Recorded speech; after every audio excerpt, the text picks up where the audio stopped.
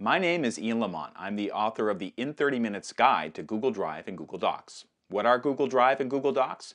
They are two very powerful tools in Google's free online office suite, which you can access via the web or Google's mobile apps.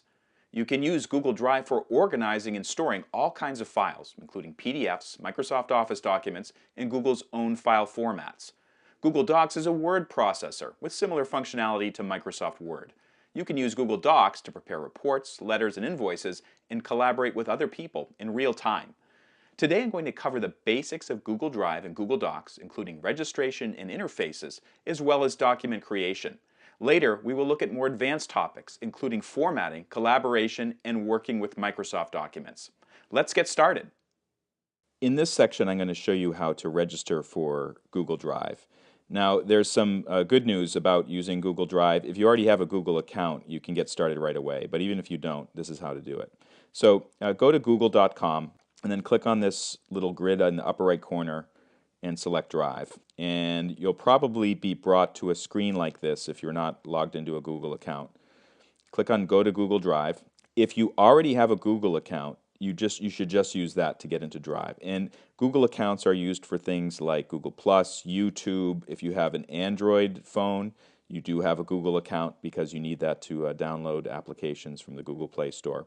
So you'd basically enter your Gmail account or whatever other email address you have, and then you'd get into Google Drive, and you just basically associate Google Drive with that email address and that Google account that you have. However, if you don't have a Google account, here's how to create one. Click on the link that says Create Account, and you'll be brought to a screen like this, which basically asks for a whole bunch of different information. It's pretty straightforward. Here, you're just adding your name. You can use if you have a Gmail address, you can use that. But if you have another type of address, like I have a Yahoo address, I can use that instead. And you basically go through creating all the different, entering information in all the different fields. You might get prompted to, for instance, create a stronger password, so don't use an easy one.